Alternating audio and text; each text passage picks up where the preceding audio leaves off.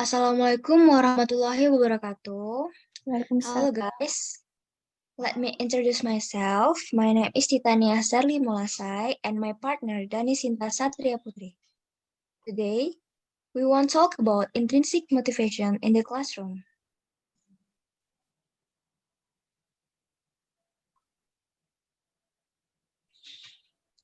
One of the complicated problems in language learning, especially English as the second language, is the motivation to learn.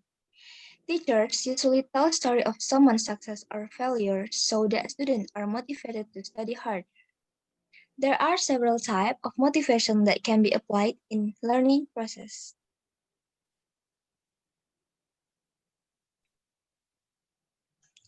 A. Behavioral definition. As a human being, we must have a life purpose to achieve an award. This award serves to provide a sense of satisfaction. A psychology defines motivation as anticipate reinforcement. We should need the credibility of that definition. Behavior is formed because of habit carried by humans.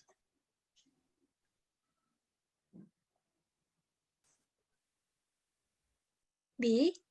Cognitive definition. According to Ausable, the learning material being studied must be meaningful, which is the learning material must be matched with the student ability and must be relevant to the cognitive structure that students have. Therefore, lesson must be linked to concepts that students already have, so these new concepts are completely absorbed by it. Thus, the intellectual and emotional factor of the student are involved in learning activities. And this part is Maslow's hierarchy of needs. So Maslow divided into 5 levels. First is psychological needs. These are biological requirements for human survival. For example, air, food, drink, shelter, clothing, warmth, and sleep. If these needs are not satisfied, the human body cannot function optimally.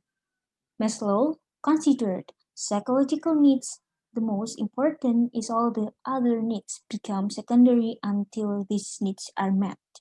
The second is safety needs. Once an individual's psychological needs are satisfied, the needs for security and safety become silent. People want to experience order, predictability, the control in their lives.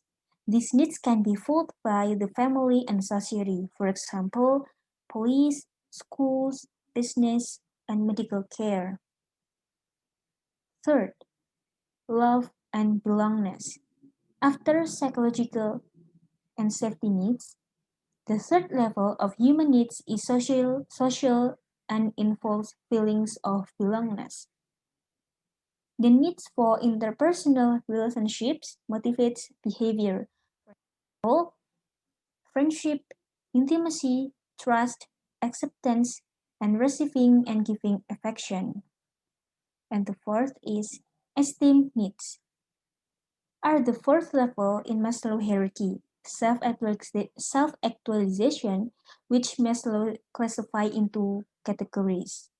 First, esteem for oneself, and the second is the desire for reputation and respect. C. Self-control theory. In classes, students have the choice of the opportunity to make their own choices about what to pursue and what not to pursue. They will be less motivated if they have to be obey the other people's orders.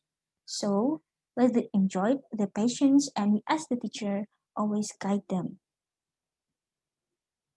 Intrinsic and extrinsic motivation. Intrinsic motivation arises from a person. There is no need for external stimulation. From within a person, there is an urge that causes them to do something. For example, those who like to listen to songs, read, and draw without prompting them to do what they should do. They will look for a song or a book to read without having to be told or get encouragement from others. Intrinsic motivation arises out of selfishness, hobbies, or self awareness. Extrinsic motivation. Extrinsic motivation is a motivation that comes from outside or stimulation that someone gets from outside. This motivation arises because someone wants to get something because of the someone else's orders. For example, a student must study harder to get good grades because they will take an exam. They are motivated to study not because of the desire but because of the desire to get good grades. Intrinsic motivation in language classes. Know your students. Make the connection between classroom activities and real-world situations. Practice setting goals. And conclusion. The truth is that they were both important. So you don't have to make a choice between intrinsic and extrinsic motivation. Using both at the same time often is make great results. We need intrinsic and we need intrinsic motivation as it drives us to focus on a task for a higher purpose. It is our reasons why. However, for the most part, we can't live on intrinsic motivation alone. We need some kind of reward, extrinsic motivation for our efforts. And so we usually combine intrinsic and extrinsic motivation to get a result. In reality, we need both intrinsic and extrinsic motivation for our long-term and success goals. So this is the last part of our presentations. If there are questions, let us know to write on a down comments below. And thank you for your attention. Wassalamualaikum warahmatullahi wabarakatuh.